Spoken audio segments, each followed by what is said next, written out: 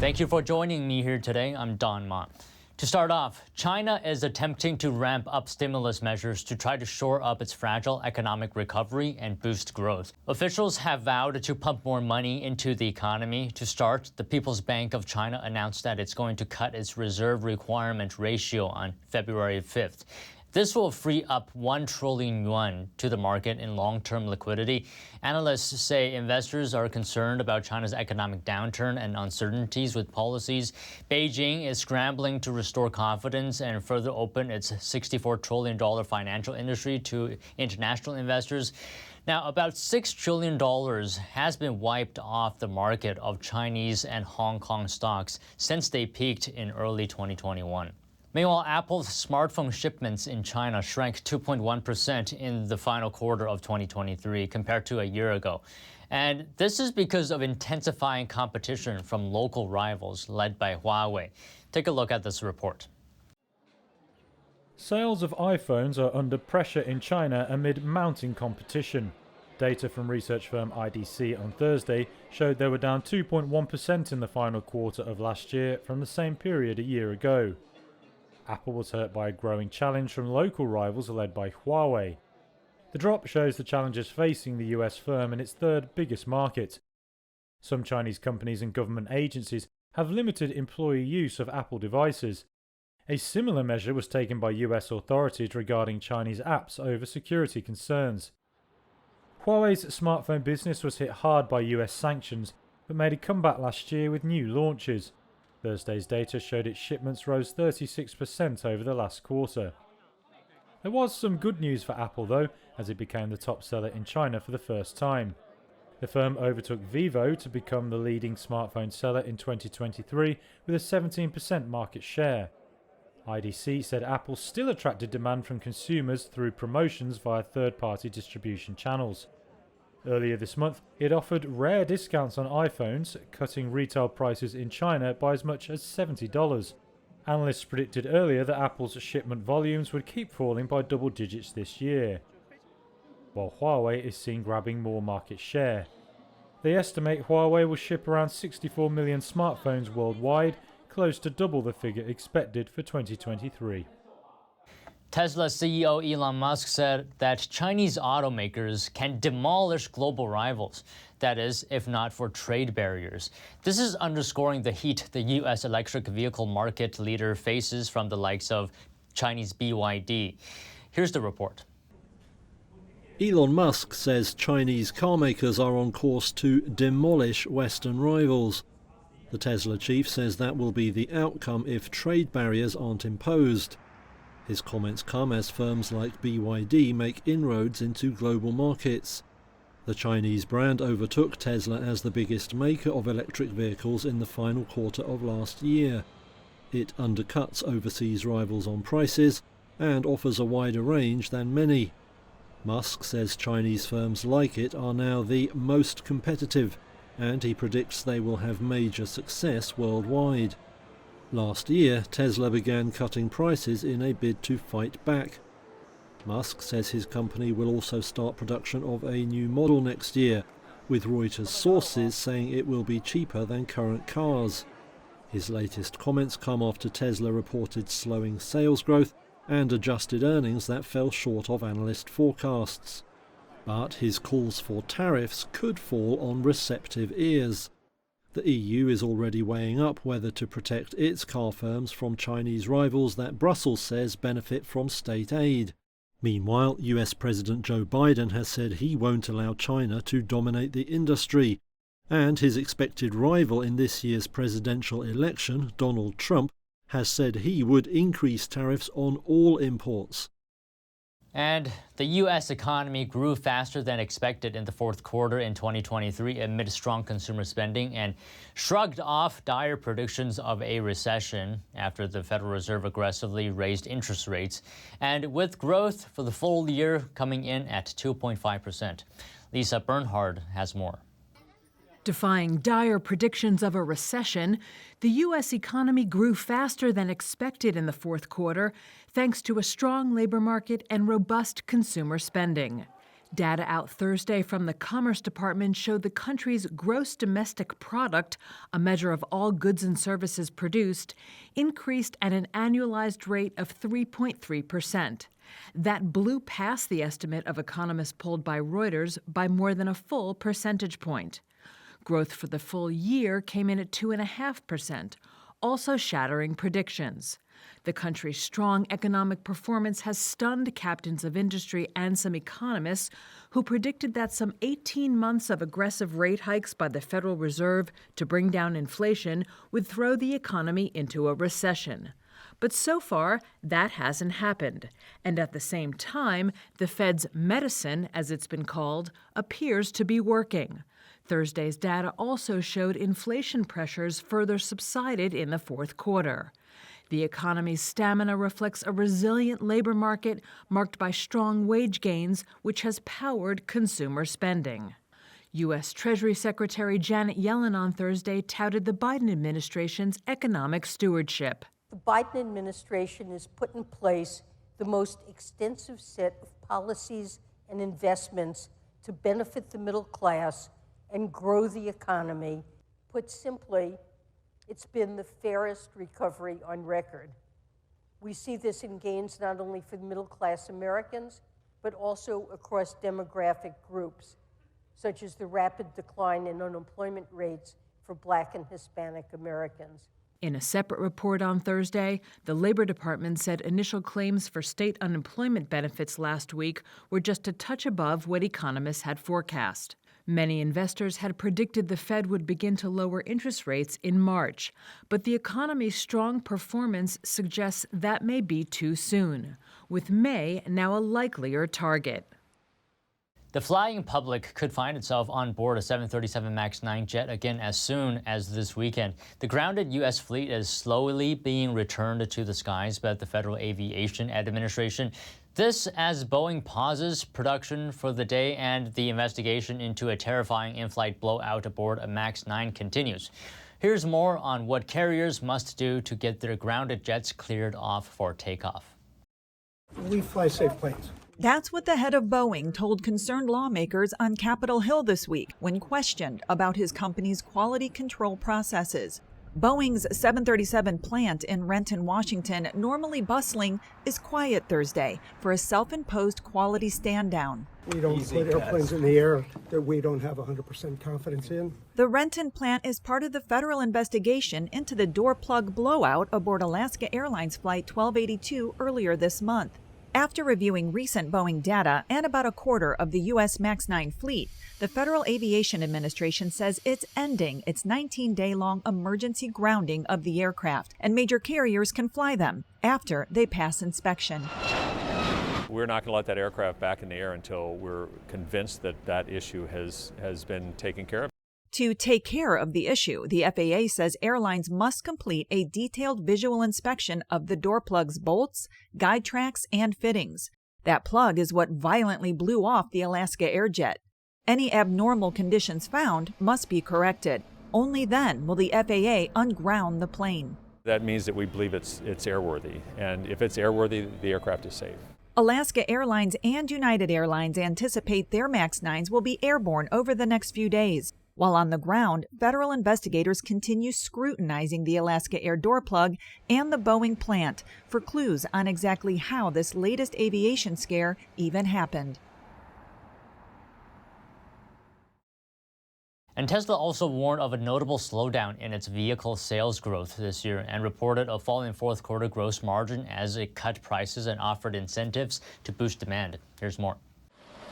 Tesla, after the closing bell Wednesday, warned of a notable slowdown in its vehicle sales growth this year. It also posted sales and profit in the fourth quarter that missed analyst expectations, while its gross margin declined. The electric vehicle maker cut prices and offered incentives last year to boost demand. Tesla said lower raw material costs and U.S. government credits helped lower cost per vehicle, but Cybertruck production and AI and other research projects increased costs. After years of breakneck growth, Tesla is dealing with softening demand for electric vehicles. and intensifying competition from rivals, including BYD. The Chinese company, which has a less expensive and more varied lineup, became the top EV maker by sales in the fourth quarter. Reuters earlier reported that Tesla has told suppliers it wants to start production of a new mass-market electric vehicle, codenamed Redwood, in mid-2025, likely a compact crossover. The company only said Wednesday that volume growth may be notably lower than the rate achieved last year, as its teams work on the launch of the next-generation car. Shares of Tesla fell 3% in after-hours trading. The U.S. Federal Trade Commission said on Thursday it had ordered OpenAI, Microsoft, Amazon, and others to provide information on recent investments and partnerships involving generative AI. Here's the report. US watchdogs are taking a closer look at OpenAI. The Federal Trade Commission said Thursday it had ordered the ChatGPT maker to provide details on recent partnerships. The move also covers AI startup Anthropic and tech giants Microsoft, Amazon, and Alphabet. It comes after deals between a small number of big players raised antitrust concerns. The orders will now allow regulators to scrutinize the inner workings of the firms involved to see if they hurt competition. One legal expert said it was a message to companies that Washington is watching and ready to act. The companies now have 45 days to respond. Microsoft promised to comply, but said all its deals with OpenAI were meant to promote competition. It's been pouring billions into the ChatGPT maker. Google said an inquiry would shine a light on firms that were less open than it is. There was no immediate comment from the other companies affected. Last June, the FTC published a list of its concerns. It identified access to data, talent, and computational resources as key areas, and vowed to use all its powers to tackle anti-competitive behavior. Tech company Nvidia has teamed up with data center operator Equinix to bring companies their own artificial intelligence computing systems. Under the deal, corporate customers will buy Nvidia systems and pay Equinix to build and run it. Companies will no longer have to rent Nvidia's chips from cloud computing providers like Amazon and Microsoft. Nvidia and Equinix said the new offer is available now for purchase. And Microsoft's stock market value crossed the $3 trillion milestone for the first time on Wednesday, retaining its place as the world's second most valuable company, just behind Apple. Gabe Singer has more. Microsoft soared to new heights on Wednesday. For the first time ever, the software giant crossed a $3 trillion milestone and kept its place as the world's second most valuable company behind Apple. The two companies have been vying for the most capitalized stock on Wall Street since the start of the year, with Microsoft briefly dethroning the iPhone maker earlier this month. Backed by its investment in ChatGPT maker OpenAI, Microsoft is widely seen as a frontrunner in the race for market dominance in the rollout of generative artificial intelligence. Its competitors on that front include other tech heavyweights like Google owner Alphabet and Facebook owner Meta. Using OpenAI's technology, Microsoft has rolled out newer versions of its flagship software, as well as its Bing search engine, which is expected to better compete with Google.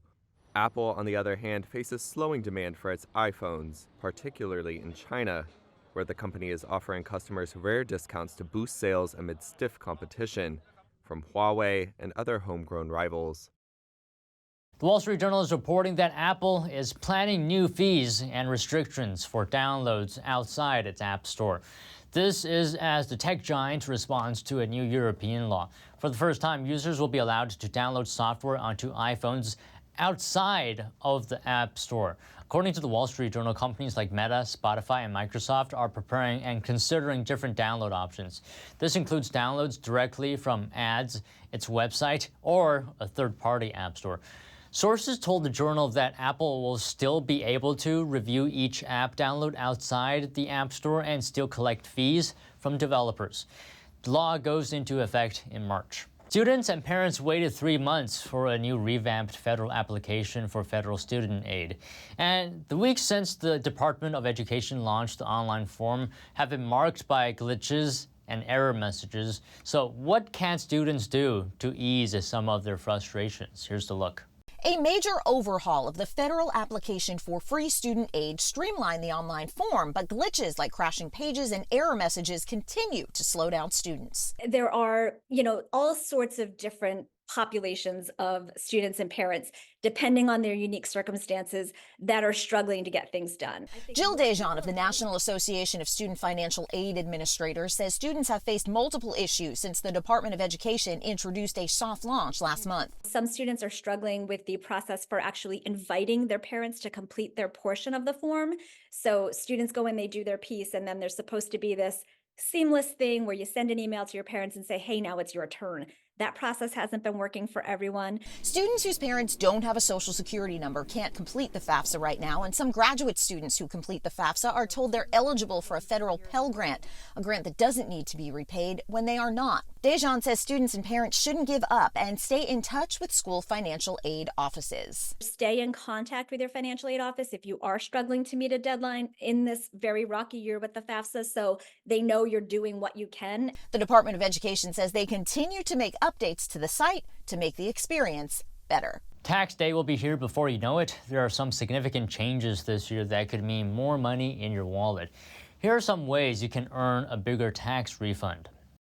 You may be receiving your W-2 form soon if you haven't already. And while the tax deadline is still a few months away, tax experts recommend filing your taxes early. Get your taxes in. As you begin to fill out your 2023 taxes, you may notice some differences. The IRS made several changes to the income tax brackets to help adjust for inflation.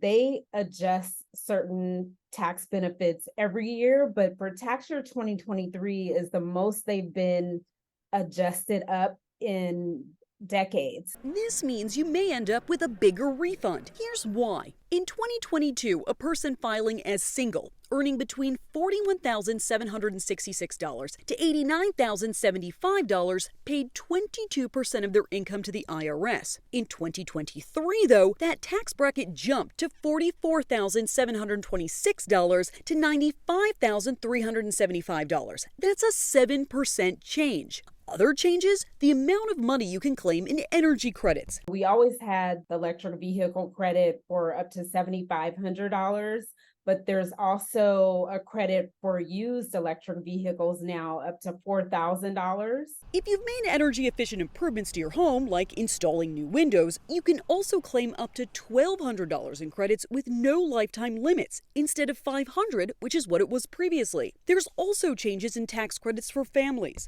If you're a family with 3 kids, it's $7,430.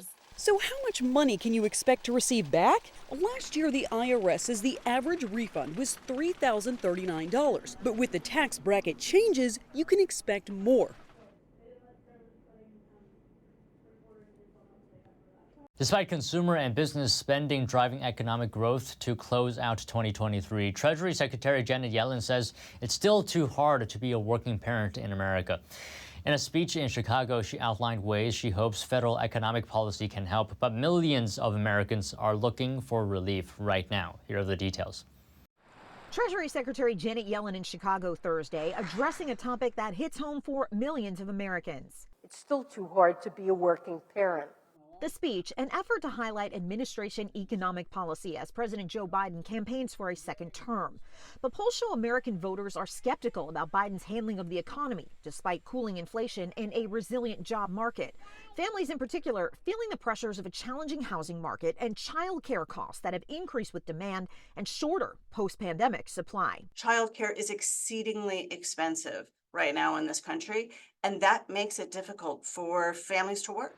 Wendy Edelberg of the Brookings Institution says the child care system suffers from underinvestment, from training to retaining workers. There's a lot of turnover in the system. It is difficult for a child care facility to maintain stable, high-quality childcare in the face of all of these pressures.